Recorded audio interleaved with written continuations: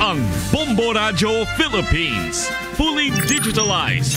Numero 1 sa balita, komentaryo, drama at serbisyo publiko. Bombo Radio Philippines. Bombo Radio Philippines. Ang inyong #1 at most trusted radio network in the country. Basta Radio Bombo! This is Bombo Network News Noontime Edition, broadcasting live at Bombo Radio Broadcast Center, Makati City, Philippines.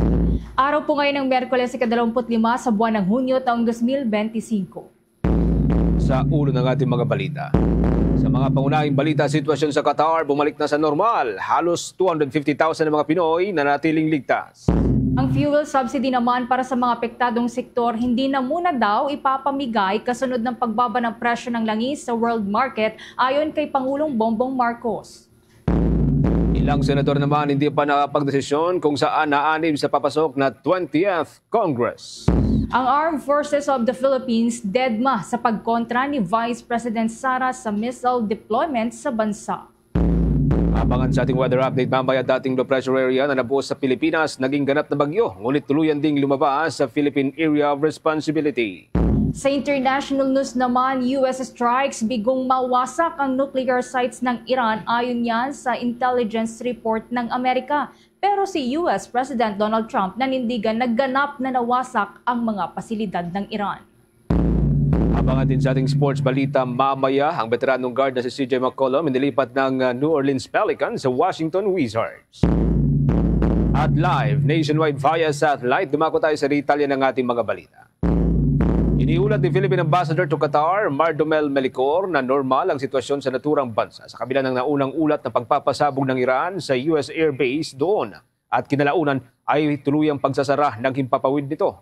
Ayon kay Ambassador Melicor, mistulang walang nangyari sa naturang bansa dahil walang mapapansin na anumang mga pagbabago.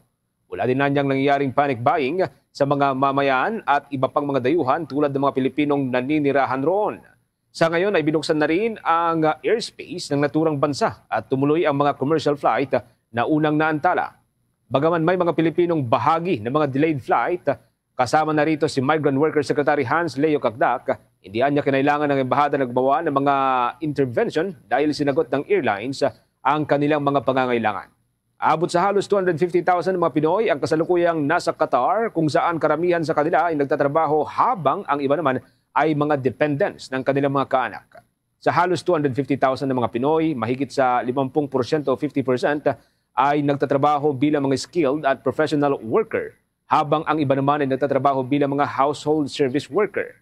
Pagtitiyak naman ng ambassador na natiling ligtas sa mga Pilipino na naroon sa kabila ng tensyon sa Middle East. Sinisiguro rin niya ng Qatari government na mapuprotektahan ang lahat ng mga mamamayan nito, kasama na ang mga dayuhang nagtatrabaho o nagbabakasyon sa naturang bansa. Samantala, wala na daw makatwirang dahilan para ibasura ang impeachment case laban kay Vice President Sara Duterte nang hindi dumaraan sa isang paglilitis ng Senate Impeachment Court. Ito ang giniit ni Attorney Antonio Bucoy, ang tagapagsalita ng House Prosecution Panel. Matapos na magsumite si Vice President Sara ng kanyang answer ad cautelam sa Senate Impeachment Court. Nilinaw niya na nananatiling may tiwala ang prosekusyon sa Senado na gampanan ang kanilang constitutional mandate ng patas. Inaprubahan ng House of Representatives ang Articles of Impeachment nga noon po yung buwan ng Pebrero sa suporta na rin na mahigit 1/3 ng mga miyembro nito. At isinumite naman ito sa Senate na tumayo po bilang isang impeachment court ngayong buwan ng Hunyo. Nananawagan naman ang kampo ng Vice Presidente na ibasura ang reklamo na kinikwestiyon ang proseso at nagdulog ng mga depensa nila. Kabilang na dyan ang umano'y paglabag sa 1-year bar rule sa pagsasampa ng impeachment complaint. Nang tanungin naman kung maaari pa bang ikonsidera ng impeachment court ang panawagan ng Vice Presidente na ibasura ang kaso sa yugtong ito, kumpiyansa naman ang naging tugon ng tagapagsalita ng House Prosecution Panel na dapat daw ay ituloy ang proseso. Binigyang din ng House official na nakatutok ang Prosecution Panel na matiyak ang pagpapatuloy ng paglilitis alinsunod na rin sa mga probisyon ng konstitusyon at tuntunin ng proseso. Nang tanungin naman kung hindi ba taliwas ang panawagan ng ikalawang Pangulo na ibasura ang kaso sa una niyang pahayag, na bukas siyang harapin ito. Sinabi naman ni Bukoy na hindi na maiiwasan ng paglilitis ngayon na mayroon ng formal na tugon ang kanyang panig. Kuha tayo ng mga updates mula po dyan sa may impeachment court sa Senado. Mga kabombo, ilang mga senador tatalakayin pa ang kanilang magiging komposisyon sa pagpasok ng 20th Congress. May mga development po dyan si Bombo JC Galvez. Pag-uusapan pa raw ni na Senator-elect Bam Aquino kasama ang kanyang mga kaalyado na si Senadora Risa Hontiveros at Kiko Pangilinan kung ano ang kanilang magiging komposisyon sa Senado pagpasok ng 28th Congress. Sa panayam, sinabi ni Aquino, hindi mahalaga ang komposisyon kundi kung paano sila makatutulong batay sa pangangailangan ng taong bayan. Target nila na bagong July 28 na siyang pagbubukas ng panibagong kongreso ay mas maging malinaw na ang mga bubuo sa minority block ng mataas na kapulungan ng Kongreso. Nilinaw naman ito na kapag sinabing minorya ay hindi ibig sabihin nito na palaging kontra sa gobyerno. Ngunit umaasa ang incoming senator na makuha ang Senate Committee on Education sa pagpasok ng panibagong Kongreso para raw maisakatuparan niya ang kanyang mga ipinangako noong panahon ng kampanya. Nag-uusap pa lang kami and hopefully before July 28, mas maging malinaw rin yung mga roles. Pero para sa akin kasi mahalaga yung Committee on Education. So I'm really hoping to get that committee para yung mga napangako natin during the campaign, matupad natin. At syempre lahat ng mga advocacy ang nasimula na rin natin, matuloy rin natin. I think when I ran, kasi I ran as an independent, and these days, ang mga iba't ibang grouping ay talagang magkakaiba. Alam mo na rin naman yung minority dito, hindi rin naman yan ang ibig sabihin, opposition din pagdating sa national. So I think yung mga ganyang bagay, medyo fluid pa siya. Pero syempre, magkasama pa rin, di ba? But right now, sa pag-uusap namin ni Senator Kiko, yung mahalaga talaga, yung matupad yung mga pangako namin. Kasi yun yung kailangan ng tao. You know, when we ran on libreng kolehiyo, siguradong trabaho, mga reforma sa edukasyon. At sa pagkakaalam ko, sa pag-iikot ko rin, yun talaga yung hinahanap din sa akin ng tao. So, we're gonna focus on the reforms and the work. Samantala, pagdating naman daw sa usapin ng nakambang impeachment trial laban kay Vice President Sara Duterte, tungkulin daw nila mga tatayong senator judges na bumase sa ebidensya. I think we should rule based on the evidence. Yung mga senador ngayon, mga senator judges kami, yung tungkulin namin, tingnan yung ebidensya at mag-decide based sa evidence. Hindi mag-decide bago makita yung ebidensya. I think yun yung pinakamahalaga. Yun yung tungkulin namin, no? And that goes for me, it goes for everybody. Hintayin natin yung proseso, tingnan yung ebidensya at mag-decide ka based sa ebidensya, hindi base sa kung anong kulay mo sa politika. Sa pagpasok ng 28th Congress, sinabi ni Aquino na maraming tumatawag sa kanya pagdating sa usapin ng Senate leadership. Hindi naman ay dinetalye ni Aquino kung anong kanilang mga naging pag-uusap. Siyempre marami. Meron pa rin, sir? Siyempre, as we speak, no, yung mga iba't ibang mga senador nag-uusap-usap na rin. Pero pag-uusap pa lang yan ngayon. Malalaman nyo na yan sa July 28. Para sa Bombo Network News, ako si Bombo JC Galvez, nagulat para sa number 1 and most trusted radio network in the country, Bombo Radio Philippines, Basta Radio. Bombo!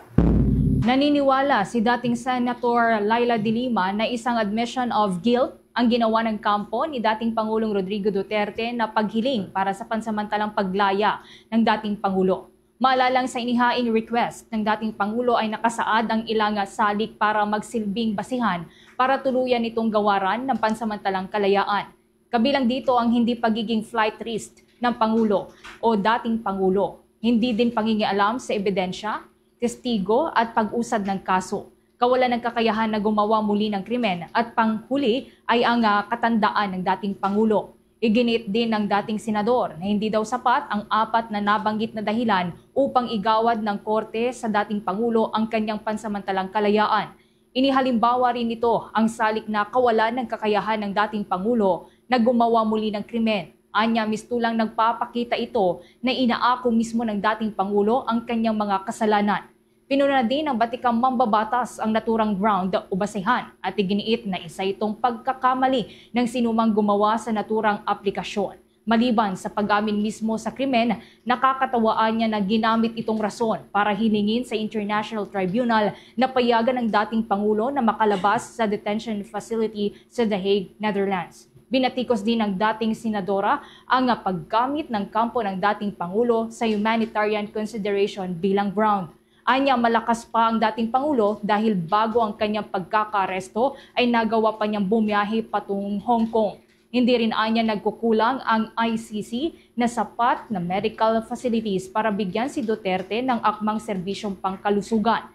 Nanindigan din ang batikang human rights lawyer na mas nakakabuting manatili na lamang ang dating Pangulo sa kustodiya ng International Criminal Court kasabay ng pag-usad ng trial para sa kanyang kinakaharap na kasong crimes against humanity. Kaugnay ho ng balitang yan, mga kabubudayag ng Legal Counsel ng mga biktima ng war on drugs na tinutulan ng mga prosecutor ang unang International Criminal Court. Ang request nitong si dating Pangulong Duterte para sa interim release dahil sa binago ng defense team ang bansang pagdadalhan sa dating Pangulo. Kinumpirma ni Attorney Gilbert Andres na inisyal na napag-usapan ng mga prosecutor kasama mga abogado ng dating Pangulo ang member country ng International Criminal Court na tatanggap sa dating Pangulo sakaling payagan ng kanyang pansamantalang paglaya. Subalit sa aplikasyon ng kampo ng dating Pangulo, ibang bansa ang nakalagay. Hindi naman niya maaring pumayag ang prosecution ng advance sa kasunduan hanggang sa hindi nila ito nababasa. Paliwanag pa ng abogado na tinutulan ng prosecutors ang interim release ng dating Pangulo sa proposed host country dahil sa sobrang time-consuming niya at komplikado para sa pagharap ng dating Pangulo sa korte dahil sa layo o distansya ng naturang bansa mula sa the Netherlands, maliban pa sa ilang grounds na tinukoy ng prosecution para tutulan ng interim release ng dating Pangulo. Samantala, nilinaw din ni International Criminal Court Assistant to Counsel Attorney Cristina Conti na hindi pa pumayag ang prosecution team sa kahilingan ng kampo ni dating Pangulong Rodrigo Duterte na interim release.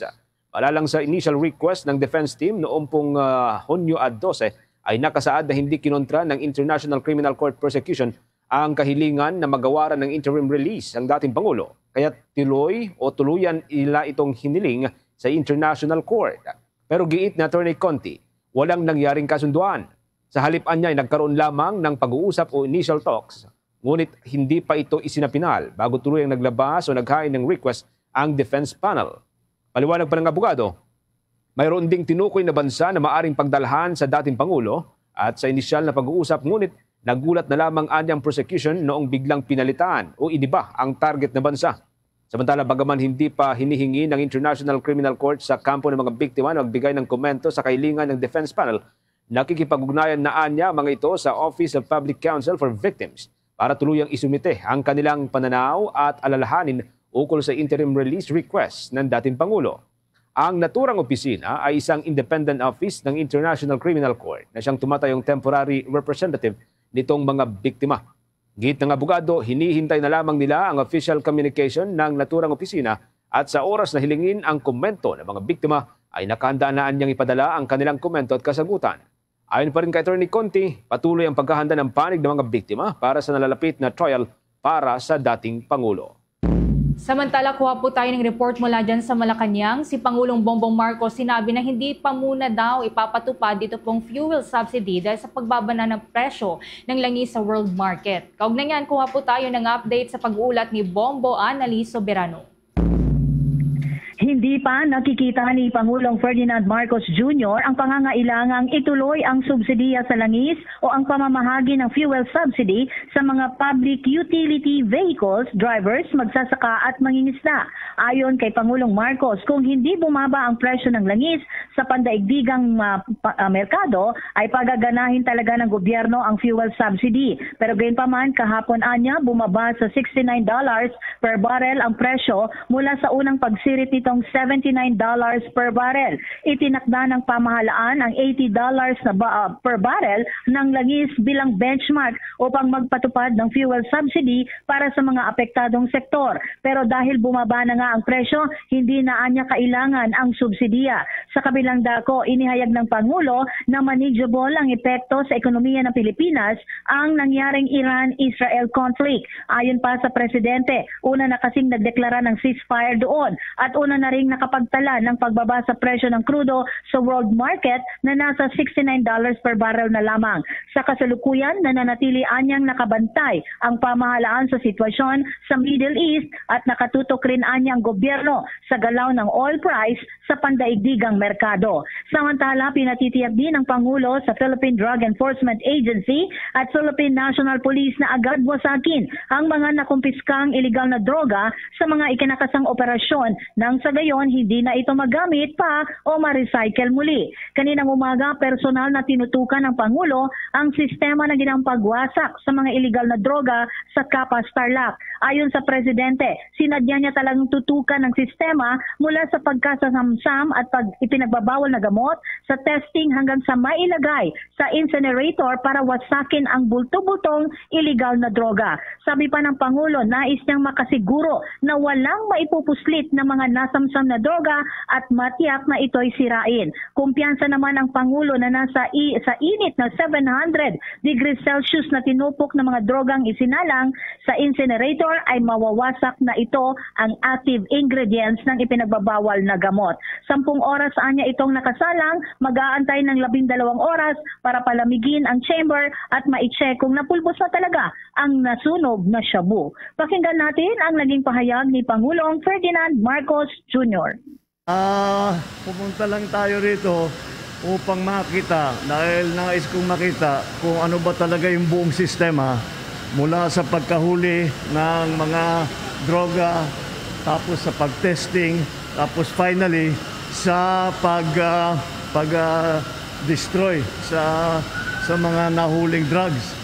Kaya dahil kailangan tiyakin natin na yung mga nahuhuling drugs ay talagang sinisira at wala nang pag-asa na bumalik pa na maibenta pa, na makuha, ibang i-report. Alam naman natin kung ano yung mga ibang pangyayari na nakikita natin. Ferdinand Marcos Jr.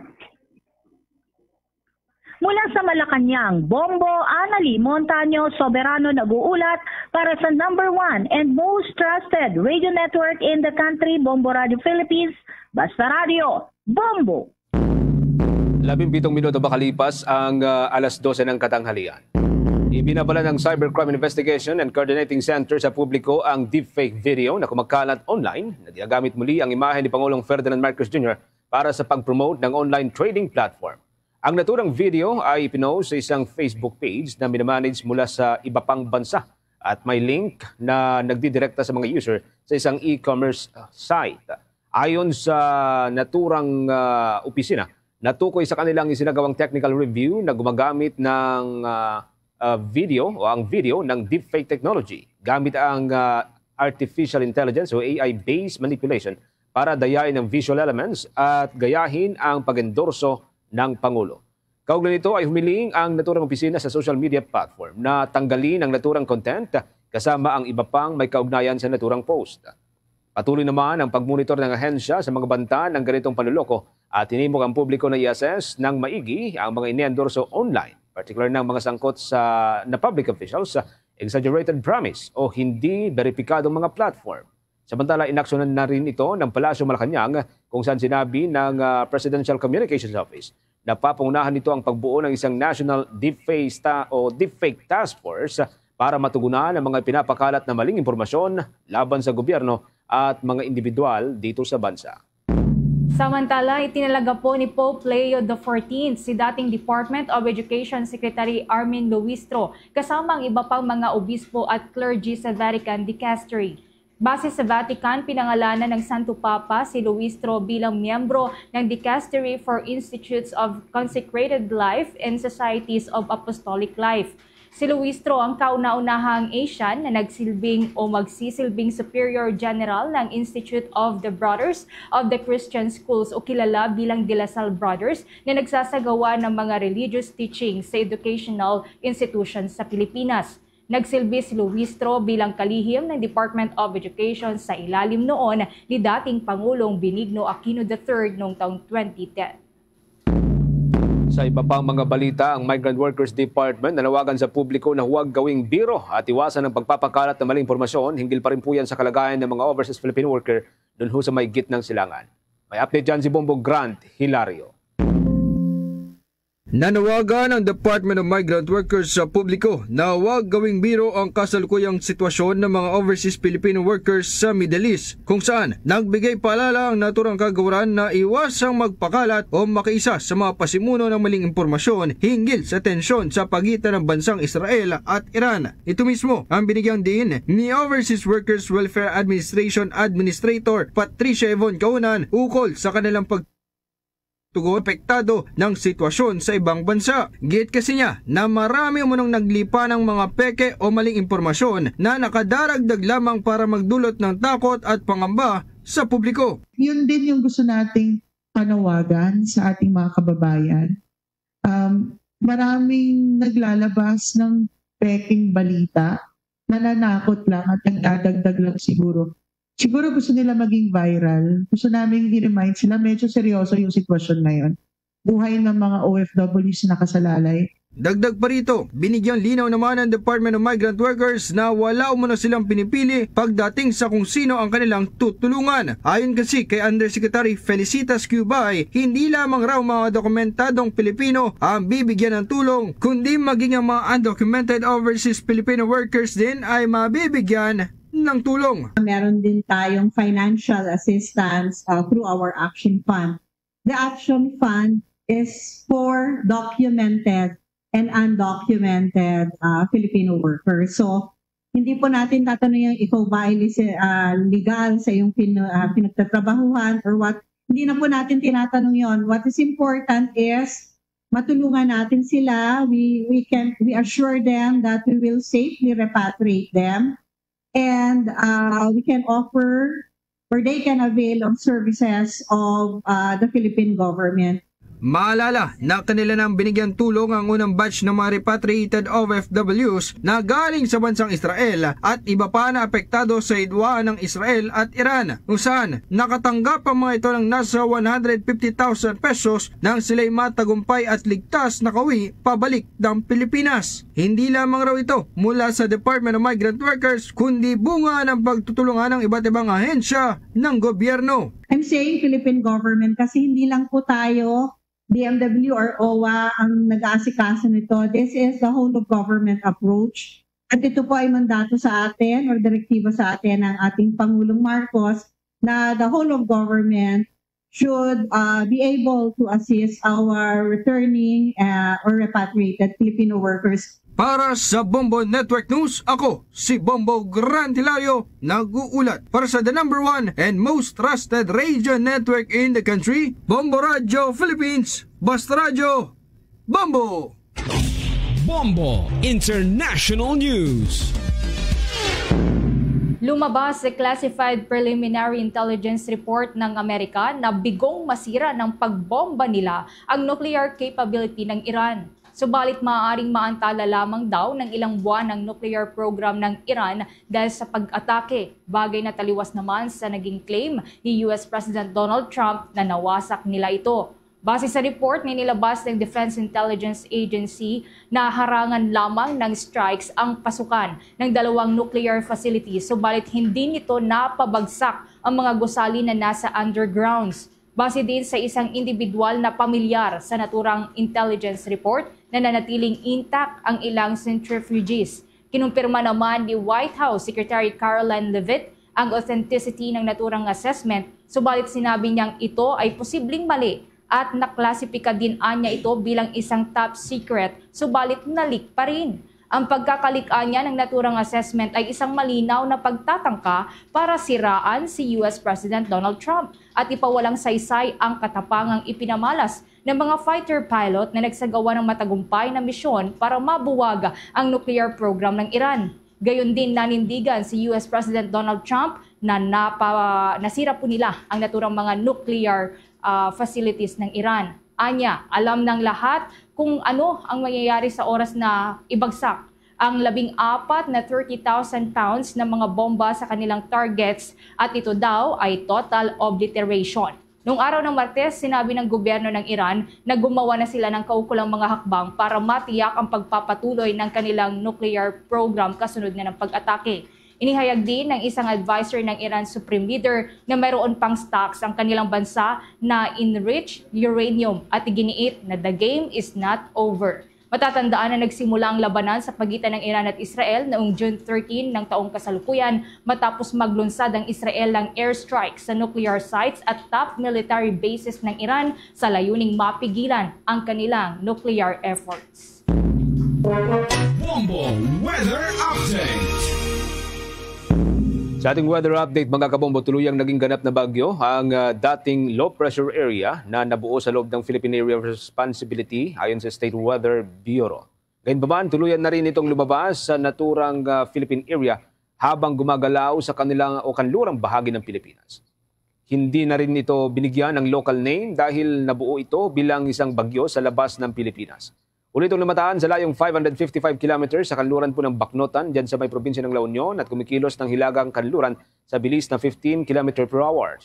Taglay ng bagyo ang lakas ng hangin na abot ng hanggang sa 45 km per hour habang mayroon itong pagbugso na abot hanggang 55 km per hour. Lasang tutunguhin ng bagyo ang katimugang bahagi ng China sa mga susunod pang araw.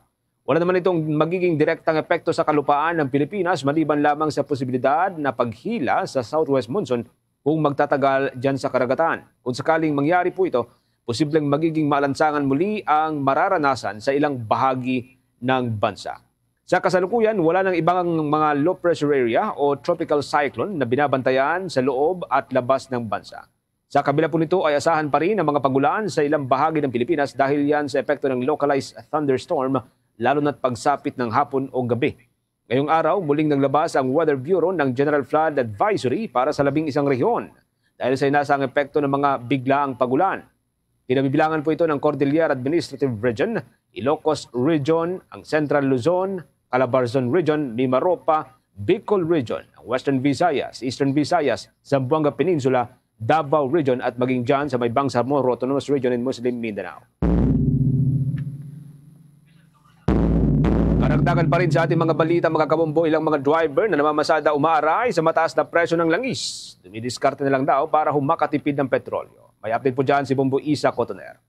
Nahihirapan ang ilang mga namamasadang driver dahil sa pagtaas ng langis na nagsimula ngayong linggo kasunod ng tumitinding gulo sa bansang Israel at Iran. Kaugnay pa nito, gumagawa na lamang sila ng mga paraan upang hindi masyadong sumakit ang bulsa nila sa pagkakarga ng petrolyo. Sa panayam ng Bombo Radio Philippines sa mga iba't ibang namamasadang mga drivers, pare-parehas silang nagpayag ng pagkadismaya sa pagtaas ng presyo ng petrolyo dahil ito ang kanilang pangunahing pangangailangan sa kanilang pamamasada. Sinabi ni Renz Louis Argonza, isang jeepney driver, maliit o mataas man ang dagdag presyo sa gasolina, malaki pa rin ang epekto nito para sa kanila. Anya, kung dati ay nagdodoble kayod na sila, sa sitwasyon ngayon, titriplehin pa nila ang pamamasada para mabawi lang ang kanilang mga kita. Dagdag pa ni Wilfredo Bucay, isang Transportation Network Vehicle Service Driver, para sa kanila, malala rin ang epekto ng pagtaas ng petrolyo. Dahil malaki pa ang porsyento na kinukuha ng kanilang mga kumpanya, kaya naman ang kanilang kita ay nahahati rin. Umaabot ito na konti na lamang ang natitira sa kanila.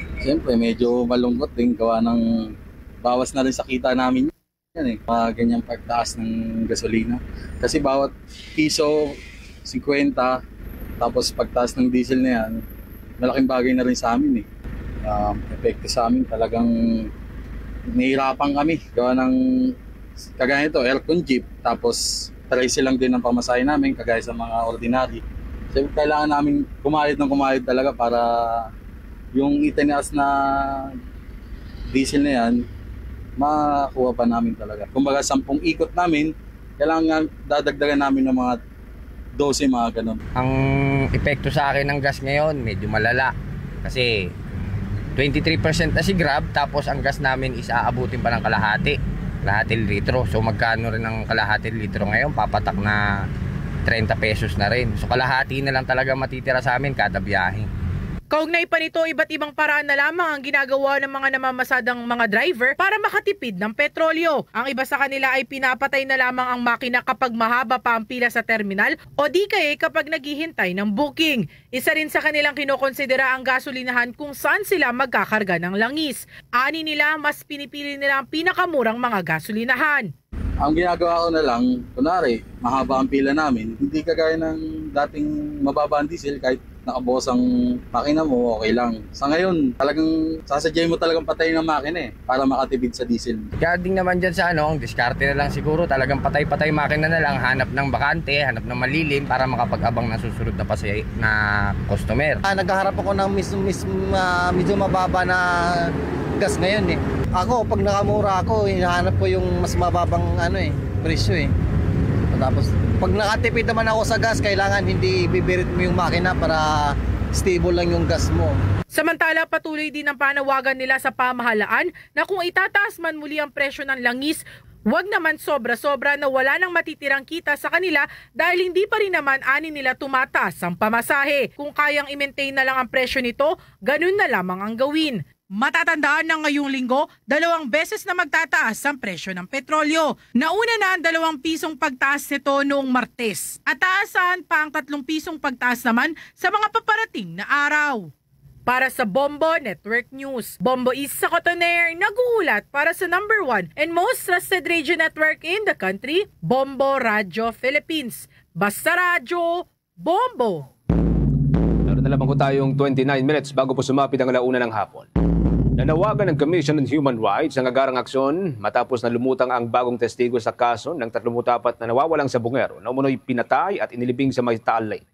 Agad na nagtungo ang mga investigador mula sa Commission on Human Rights Region 4A sa lugar upang magsagawa ng monitoring at makilahok sa operasyon kasama ang iba pang mga ahensya ng pamahalaan. Nagsagawa ng motu proprio investigation ng Commission on Human Rights noong 2022, ngunit walang lumutang na testigo o ebidensyang magtuturo sa eksaktong kinaroroonan nitong mga biktima. Ayon kay Commission on Human Rights Commissioner Beda Epres, positibong hakbang ang paglutang ng suspect na handang maging state witness at ibunyag ang nalalaman ukol sa krimen. Nagsagawa rin ng mapayapang pagkilos sa mga kaanak ng biktima sa Commission on Human Rights Central Office at nakipagdialogo sa mga opisyal upang alamin ang mga susunod pang hakbang. Umapela ang Commission on Human Rights sa lahat po ng mga may kaugnayan na ahensya ng gobyerno na magsanib puwersa upang resolbahin ang kaso at makamit na ang hustisya na matagal nang inasam ng mga pamilya. Iniimbestigahan na ng Fact-Finding Committee na binuo ng Department of Agriculture ang implementasyon ng Integrated National Swine Production Initiatives for Recovery and Expansion program nito sa 3 rehiyon. Unang nabuo ang naturang komite sa pamamagitan ng Special Order 903 na inilabas ni Agriculture Secretary Francisco Tio Laurel Jr. upang imbestigahan kung naipatupad ba ng maayos ang naturang programa sa Ilocos Region, Central Luzon at Calabarzon Region mula 2021 hanggang 2023. Inatasan na rin ng komite na i-assess kung naging epektibo ito para maabot ang layunin ng ahensya na pataasin pa ang populasyon ng mga baboy na labis na naapektuhan sa pag-iral ng African Swine Fever. Ang naturang komite ay nabigyan ng palugit hanggang sa kalagitnaan po yan ng buwan ng Hulyo upang isumite ang kanilang findings at mga rekomendasyon kay Secretary Laurel. Nagsisilbi namang chairman ng naturang komite si Agriculture Assistant Secretary for Swine and Poultry Michael D. Hoya Garcia, habang vice chair naman ito si Agriculture Legal Service Director Willie Ann Angse. Ang Inspired daw ay isa sa mga flagship program ng Department of Agriculture para muling palaguin ang hog industry sa Pilipinas mula sa epekto ng African Swine Fever. Mula 2021 hanggang taong 2023, mahigit 4 na bilyong piso na ang inilaang pondo para sa implementasyon at pagpapalawak pa ng naturang programa. Meron na lamang po tayong 26 minutes bago po sumapit ang 1:00 ng hapon. Ang Armed Forces of the Philippines patuloy pa rin naninindigan at tutupad sa kanilang mandato sa kabila pa rin po yan ng naunang pagkontra ni Vice President Sara Duterte doon ho sa deployment ng mga missile dito sa Pilipinas. May mga development nakuha dyan si Bombo Bea Peniza. Tiniyak ng Armed Forces of the Philippines na patuloy silang maninindigan at tutupad sa kanilang mandato na maprotektahan ang mga interes ng Pilipinas at maski ang soberanya nito. Ito ay sa kabila ng naging pahayag ni Vice President Sara Duterte na masyado na umunong pinapabura ng pamahalaan ang isang makapangyarihang bansa na magpasok ng mga armas gaya ng pagde-deploy ng missile sa loob ng Pilipinas. Sa isang pulong balitaan, tinugunan ni Philippine Navy spokesperson for the West Philippine Sea Rear Admiral Roy Vincent Trinidad ang mga pahayag na ito ng Vice Presidente at sinabi na ibinibigay at iniiwan na nila ang lahat ng polisiya sa mga tamang tanggapan ng pamahalaan hinggil sa pagde-deploy ng missile sa bansa. Refer all matters of policy to the appropriate government agency. Nevertheless, your armed forces will keep performing its mandate in furtherance of protecting our national interest all over the country.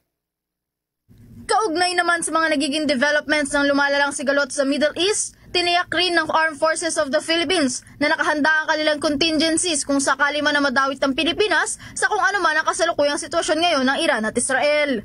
Ayaw din muna magkaroon ng AFP ng mga espekulasyon at pangunahan ng mga maaaring mangyari sa pagpapatuloy ng gera sa pagitan ng dalawang bansa. Sa kabila nito, pinaka-prioridad ngayon ng AFP ang kanilang pag-aabot ng tulong sa repatriation ng mga Pilipinong naiipit pa rin sa gera at tiyaking ligtas silang makakabalik sa loob ng bansa. At this point, no, we would not want to speculate on anything that's happening. We would want to hone in on the role of the Armed Forces of the Philippines. At this point in time, we are prepared for any contingencies. We are, of course, doing our mandate and our mission accordingly. And all of this, ang pinaka-focus natin is yung repatriation to make sure that ang mga kababayan natin will come home safe. Samantala, nakahanda na rin anya ang lahat ng kanilang assets para magsilbing assistance at tulong sa repatriation ng mga overseas Filipino workers sa Iran at Israel. Makasisiguro rin anya ang publiko na patuloy nilang gagampanan ng kanilang serbisyo sa bansa na protektahan at panatilihing ligtas ang Pilipinas at ang mga pambansang interes nito. Para sa Bombo Network News, Bombo Bea Peniza nag-uulat para sa #1 and most trusted radio network in the Bombo Radio Philippines. Basta Radio, Bombo! Nadiskubre po sa Antique ang watawat ng Pilipinas na tinatayang nasa 127 taon na ang tanda. Kaugnay nito, hinihimok ng isang local historian at dating Antique Provincial Board member na si Errol Santillan ang National Historical Commission of the Philippines na ideklara ito bilang isang national treasure. Target din anya nila na magpasa ng resolusyon mula sa Antique Provincial Board para ideklara ang watawat bilang isang mahalagang historical at cultural heritage at mapreserba din ito. Sa kasalukuyan, ang watawat ay nasa pangangalaga ng pamilya ni 2nd Lieutenant Ruperto Abilion, ang second in command sa Visayas sa ilalim noon ni General Leandro Fulion noong kasagsagan niya ng Philippine Revolution at digmaan sa pagitan ng Pilipinas at Amerika. Ayon kay Santillan, dinala ang watawat at itinaas sa May Libertad Antique bilang parte noon ng armed expedition taong 1898. Base naman sa pagkakaalala ng 69 anyos na apo ni Lieutenant Abilion, nagmula sa Hong Kong ang watawat na dinala ni General o General Emilio Aguinaldo nang bumalik siya sa Pilipinas noong Mayo 19 ng taong 1898. Ang isang siglong watawat ng Pilipinas na ito ay may sukat na 53 pulgada ang lapad at 73 pulgada ang haba na yari sa espesyal na mga materyales. Tulad ng modernong watawat ng Pilipinas, mayroon itong kulay asul, pula at puti at mayroon ding 3 bituin na sumisimbolo sa 3 pangunahing island group sa bansa na Luzon, Visayas at Mindanao. Sa iba pang mga balita, nakabalik na sa Pilipinas ang pinakamalaking patrol vessel ng Philippine Coast Guard na BRP Teresa Magbanwa, kasunod na matagumpay na Joint Trilateral Maritime Exercise doon sa may Japan. Kasama ng Philippine Coast Guard, ang Japan Coast Guard at ang US Coast Guard sa panibagong joint training na ginanap sa katubikang sakop ng Kyushu Island sa naturang bansa. Ito ang ikalawang pagkakataon na may isagawang naturang training kung saan ang pinakauna ay ginanap sa karagatang sakop ng Luzon noong 2023. Nagsimulang naturang pagsasanay nitong Hunyo 16 at umabot ng 5 araw kung saan ay naging bahagi rito ang iba't ibang maritime drill na kinabibilangan ng capacity building drill at facility inspection, search and rescue drill at collision simulation at iba pa. Ipinadala ng Pilipinas ang BRP Teresa Magbanwa sa naturang drill kasama ang mga Coast Guard personnel upang aktibong makibahagi sa iba't ibang serye ng training. Sa panig naman ng United States Coast Guard, ipinadala nito ang Legend Class National Security Cutter na USCGC Stratton. Samantala, inihayag naman ng Philippine Air Force na lalo pang mapapalakas ang kakayahan nito sa pagbabantay sa karagatang sakop ng Pilipinas sa tulong ng Official Security Assistance Mula naman po ito sa bansang Japan. Ayon kay Philippine Air Force Chief Lieutenant General Arthur Cordura, malaking ambag ang naturang programa sa pagpapabuti ng maritime domain awareness ng ating bansa. Kabilang din sa saklaw ng naturang programa ang mga kagamitan para sa humanitarian assistance at disaster relief. Nabatid na ang Pilipinas sa isa sa 4 na bansa na napili ng Japan bilang benepisyaryo ng naturang programa para sa fiscal year 2024, kung saan naglaan ng Japan ng 1.6 billion na yen o yan po'y humigit kumulang sa 611 million pesos para sa kagamitan ng Philippine Air Force at ng Philippine Navy. Ito na ang ikalawang beses o ikalawang pagkakataon na tumanggap ang Pilipinas ng tulong mula sa ilalim ng naturang programa simula noong 2023, kung saan nabigyan o nagbigay ho ang Japan ng Coastal Radar System na nagkakahalaga ng 600 million yen. Yan po'y humigit kumulang 235 million pesos. Nilinaw naman po ni Congresswoman-elect Laila De Lima na hindi paghihiganti ang pagpayag niyang maging miyembro ng House Prosecution Team para sa impeachment trial ni Vice President Sara Duterte. Maalala na inimbitahan nga ang dating senadora na kilala bilang kritiko ni dating Pangulong Rodrigo Duterte para maging bahagi ng prosecution panel. Ayon kay De Lima, bagamat maraming pagkakataon na pinag-initan siya ng dating Pangulo at ng kanyang mga kasamahan, hindi umano niya planong maghiganti lalo na kay Vice President Sara na anak ng dating Pangulo. Naniniwala ang dating mambabatas na ang pag-imbita sa kanya upang maging bahagi ng prosecution ay dahil sa nakita ng liderato ng Kamara ang kanyang kakayahan bilang isang abogado at batikang mambabatas. Nanindigan din si De Lima na isang moral at legal obligation ang kung bakit siya nagdesisyon na tumulong sa pagpapaharap sa pangalawang Pangulo sa impeachment court. Bagamat hindi pa opisyal na bahagi ng prosecution team, naniniwala naman ang incoming representative ng mabigat po ang mga ebidensyang nakalap at inilabas ng mga kasalukuyang mambabatas, kaya't dapat lamang anya na mapanagot ang pangalawang Pangulo. Iginit pa ni De Lima na hindi niya tinanggap ang alok na maging bahagi ng team kung sa tingin niya ay hindi magtatagumpay ang impeachment complaint laban sa pangalawang Pangulo. Meron na lamang ho tayong 17 minutes bago po sumapit mga kabombo ang launa ho ng hapon. Update na po tayo sa mga balitang tinutukan ng ating mga provincial station. Unahin po natin dyan sa bahagi po ng Ilocos Region. Ito hong alkalde ng isang bayan dyan sa may bahagi po ng La Union. Alkalde ho ng Baknotan. Naabutan ho ng airstrike ng Iran habang nagsasanay doon po sa may Israel. May update po dyan ang Bombo Radio La Union. Ibinahagi ni Baknotan La Union Mayor Divina Fontanilla ang kanyang karanasan matapos abutan ng airstrike ng Iran sa bansang Israel. Kabilang si Mayor Fontanilla sa 21 government officials na nagtungo sa bansang Israel para sa agricultural training at napag-alaman na noong ika-7 ng Hunyo, bumiyahe ang grupo na kinabibilangan ni Mayor Fontanilla patungong Israel kasama ang 14 pang alkalde ng bansa at 2 opisyal ng DILG at 4 na kinatawan ng Department of Agriculture. Ayon sa kanya, mainit ang pagtanggap sa kanila ng government officials ng bansang Israel. Ayon kay Mayor Fontanilla, hindi niya lubos akalain na magkakaroon ng airstrike sa nasabing bansa. Ikwento pa niya, ika-13 ng Hunyo, noong magsimulang maranasan nila ang sunod-sunod na missile strike mula sa kanilang tinutuluyang hotel sa Shefayim Kibbutz, Israel. Bago pa man magsimula ang kanilang pagsasanay, ay pinadownload na sa kanila ang isang mobile application na kung saan kusang tumutunog ang kanilang mga cellphone, hudyat ito na kailangan na nilang pumunta sa safe house o bomb shelter dahil may mangyayaring pagsapog. Pinabulaanan din niya na hindi sila stranded doon gaya ng mga napapabalita online. Laking pasasalamat niya sa DILG at sa bansang Israel dahil isa siya sa napili upang makapagsanay sa nasabing bansa na kung saan sinabi pa ni Fontanilla na maganda ang kanilang practices sa agricultural farming. Parang biyahe namin June 7 to June 21 kasi 21 yung dating po namin dito. Yung course actually nag-run siya from June 9 to June 20. Meaning na ito is a grant from the Israeli government. Ito ay through the Department of Interior and Local Government, fully funded by the Israeli government. Bali, ang representative ng Region 1, ang kasama ko po ay si Regional Director Jonathan Paul Lucen ng TILG Region 1. So dalawa po kami from Region 1 po na nakasama doon, and then all others from other regions, from other municipalities din po ng entire the Philippines. 17 po kami lahat. Ayun, naabutan nga kami na actually 2 weeks po yung namin, training program. However, nung before pupunta kami, naka-house kami sa Shifayim Kibbutz.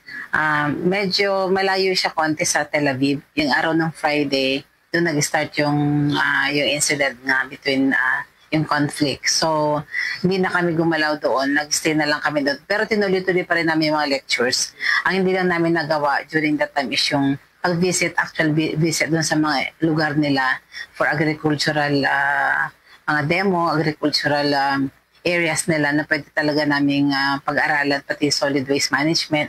Lahat po yun. Yung mga bagay na hindi na namin nagawa for the second week. Ang eksklusibong panayam ng Bombo Radyo kay Mayor Divina Fontanilla ng Bacnotan, La Union. Yan ang ulat mula sa himpilan ng Bombo Radyo La Union para sa Bombo Network News. Bombo Raymond Nachor para sa number 1 and most trusted radio network in the country. Bombo Radio Philippines sa Basta Radyo. Bombo! Samantala, 1,000 pounds general purpose bomb na hinihinalang ginamit noong World War II na diskubre ng isang magsasaka sa Nueva Vizcaya. Kaugnayan, kuha po tayo ng buong detalye sa pag-uulat ng Bombo Radio Kawayan. Nadiskubre ng isang magsasaka ang isang 1,000 pounds na bomba sa Tactac, Santa Fe, Nueva Vizcaya na posibleng mula pa sa panahon ng World War II. Sa panayam ng Bombo Radyo Kawayan kay Police Captain Aldrin Galay, ang Public Information Officer ng Regional Explosive Ordnance Division and the K9 Unit 2, sinabi niya na habang nag-aayos ng irrigation canal ang isang magsasaka para sa kanyang farm, ay dito niya nakita ang malaking bagay na kinakalawang na. Agad niya naman itong itinawag sa Santa Fe Police Station na sila namang nakipag-ugnayan sa PECU upang suriin ito at napag-alaman na ang natagpuang bagay ay isang 1,000 pounds na general purpose bomb. Ayon kay Police Captain Galay, ang mga general purpose bomb ay kadalasang ginagamit noong World War II. Dahil sa bigat ng bomba ay nahirapan ng mga otoridad na i-retrieve ito dahil maliban sa mabigat ay medyo matarik din ang lugar kung saan ito nadiskubre. Dahil dito ay nakipag-ugnayan sila sa mga local officials para gumawa ng kariton na gawa sa kahoy na siyang magkakarga sa bomba na hinila naman ng pickup truck para lamang maalis ang bomba sa lugar. Inabot naman ng 4 na oras ang retrieval operation at maliban dito ay panibagong 4 na oras ulit ang ginugol upang maisakay ang bomba sa isang dump truck. Ang size niya is more or less siguro mga 1.5 meters. Ang cylindrical niya siguro is mga 1.5 foot. Ang 1,000 pounder kasi is buong, yun na yung pinakabuong sir, buong cylinder na yun, sir.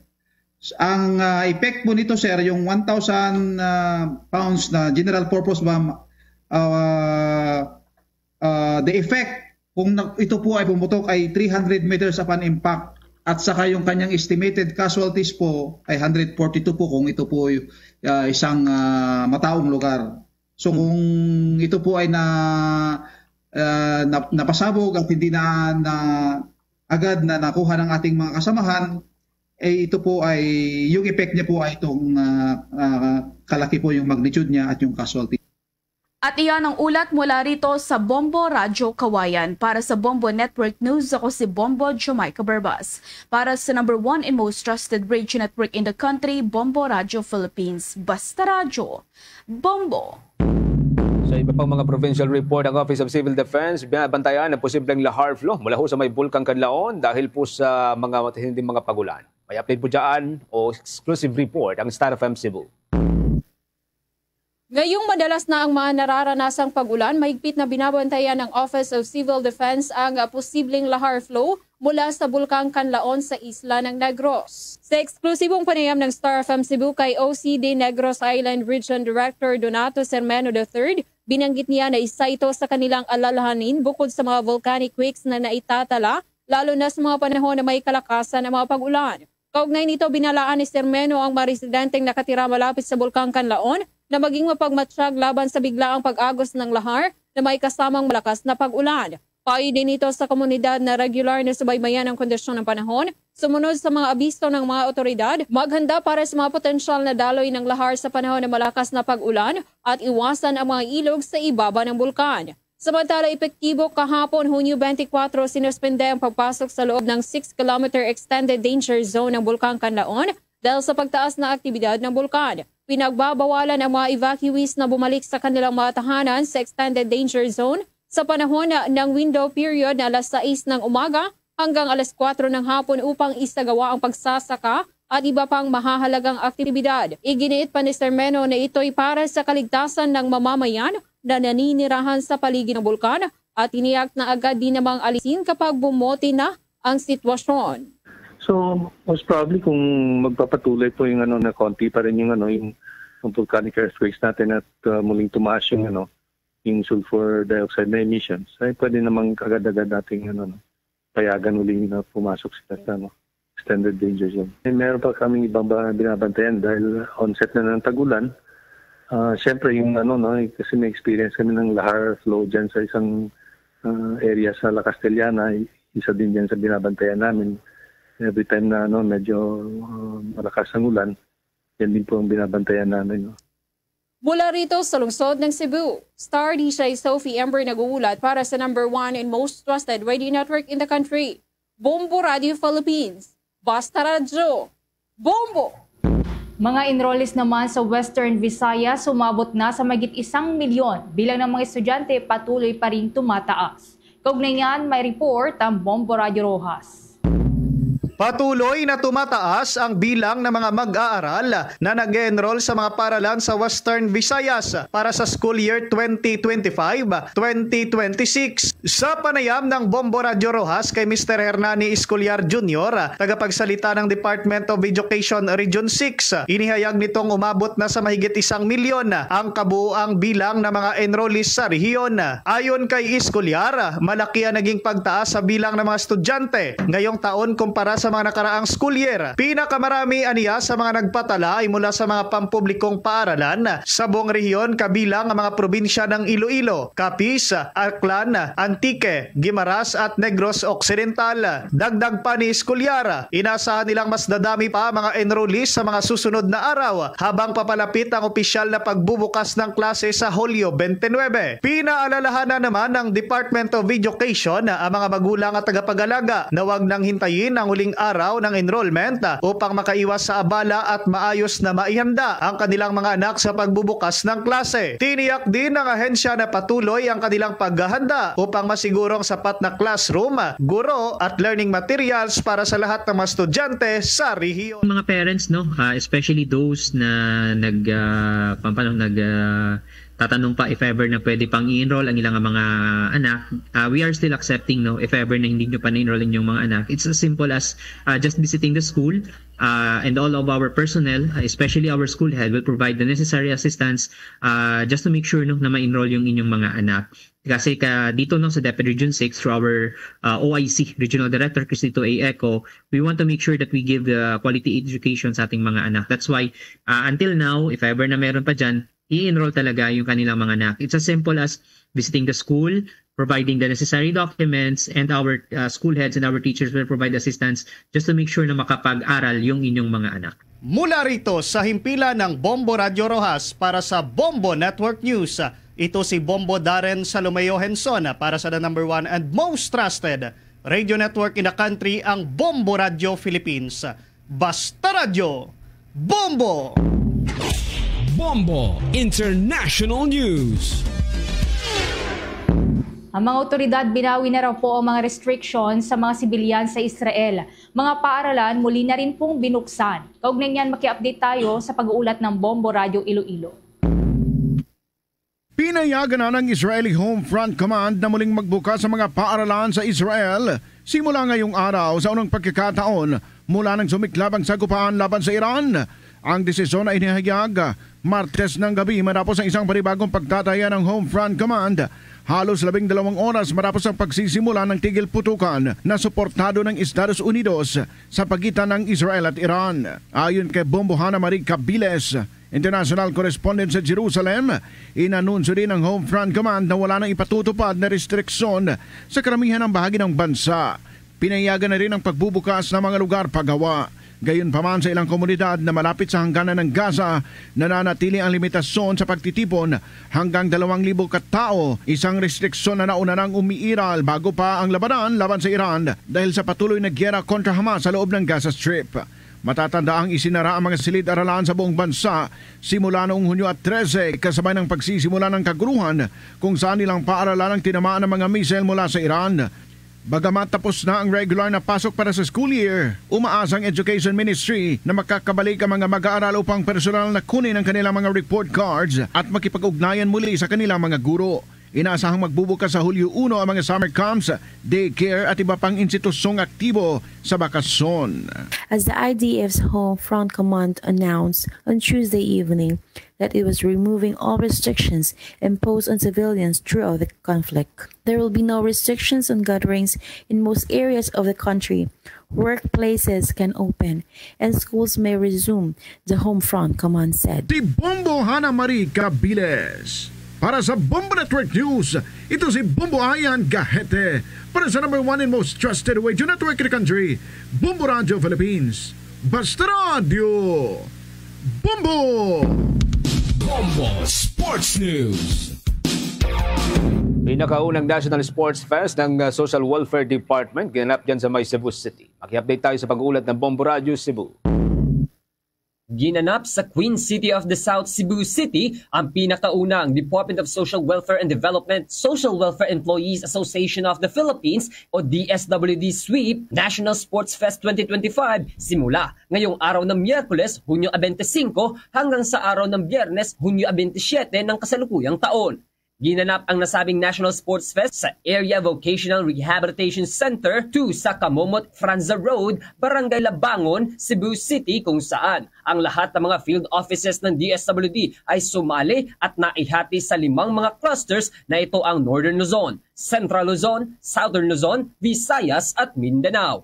Layunin ng event na mapabuti ang kalagayan ng kalusugan ng mga empleyado at mapabuti ang engagement at moral ng empleyado ng DSWD. Sa eksklusibong panayam ng Bombo Radio Cebu News Team, sinabi ni Rodolfo M. Santos, ang Assistant Secretary for Policy and Plans Group, na isa itong makasasayang kaganapan para bigyang pansin ng mga empleyado ng DSWD ang kalagayan nila sa pamamagitan ng masaya at aktibong pakikilahok sa iba't ibang palaro. Ilan sa mga sporting event ng Sports Fest ay ang basketball, volleyball, chess, table tennis at iba pa.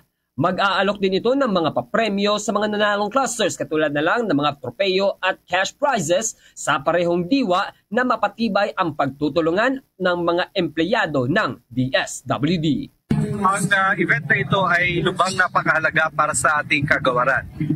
Dahil ito ay ang pinakaunang National Sports Fest na gaganapin natin sa DSWD. And this is a historical milestone where we bring together champions of the different regional offices to compete with each other. Mula rito, sa lungsod at lalawigan ng Cebu, ako si Bombo Ken Apor para sa number 1 and most trusted radio network in the country, Bombo Radio Philippines. Basta Radio, Bombo! Tuloy-tuloy sa pagsubaybay sa ating 32 fully digitalized AM at mga FM station gamit po ang ating mga social media pages, mga kabombo. After po ng Bombo Network News, pwede po niyo subaybayan ang ating mga provincial station gamit yung kanilang sariling social media pages. Sa bahagi po ng Visayas area, nariyan po ang Bombo Radio Iloilo at Star FM Iloilo para po sa mga taga-riyan sa probinsya ng Iloilo at karatig ng mga probinsya. Sa Negros area, nariyan po ang Bombo Radio Bacolod at Star FM Bacolod. Sa probinsya po ng Cebu at mga karatig na probinsya, nariyan din po ang Bombo Radio Cebu at Star FM Cebu. Ganoon din po sa Rojas area, ang Bombo Radio Rojas at ang Star FM Rojas. Para po sa mga Kiano, nariyan po ang Bombo Radio Calibo. Para po sa mga Waray, ang Bombo Radio Tacloban. Mga kabomba Caster Nation, para po sa tuloy-tuloy ng kapayapaan o ceasefire, partikular sa Middle East, samahan niyo po kaming manalangin ng Russia Imperata para sa kapayapaan. God, our Heavenly Father, Lord of peace and justice, we humbly come before you during this time of escalating geopolitical tensions in our part of the world. Through the years, you have sustained our faith in you as a nation. It is our faith in your divine providence that has made us survive the countless natural and human-caused calamities that have come our way in our history as a people. Spare us, Lord, from the horrors of war. Hear our pleas as we cry out to you. Have mercy on us, Lord. Rescue us from the malevolent forces that influence world leaders. For we believe that our struggle is not against flesh and blood, but against their rulers, against the authorities, against the powers of this dark world, and against the spiritual forces of evil in the heavenly realms. We pray for your leaders entrusted with making crucial decisions for our nation. We place all our hopes in you, seeking your forgiveness and mercy for the times when our fears and suspicions have tainted our perceptions with ethnic biases and prejudices verging on racism. We earnestly pray, Lord, that you make us instruments of your peace. Where there is hatred, let us bring love. Where there is injury, pardon. Where there is doubt, faith. Where there is despair, hope. Where there is darkness, light. Where there is sadness, joy. Through our Lord Jesus Christ, your Son, who lives and reigns with you in the unity of the Holy Spirit, God, forever and ever. Amen. Our Lady, Queen of Peace, pray for us. Saint Michael the Archangel, Pray for us. Saint Joseph, Pray for us. Saint Francis of Assisi, Pray for us. Saint Lorenzo Ruiz, Pray for us. Saint Pedro Calungsod, Pray for us. Luzon, Visayas at Mindanao at maging sa buong mundo yan na pong kabuuan ng ating balitaan para sa pangtanghaling edisyon ng Bombo Network News. Mula dito sa News Center Makati para sa number 1 most trusted radio network in the country, Bombo Radio Philippines, Basta Radio. Bombo!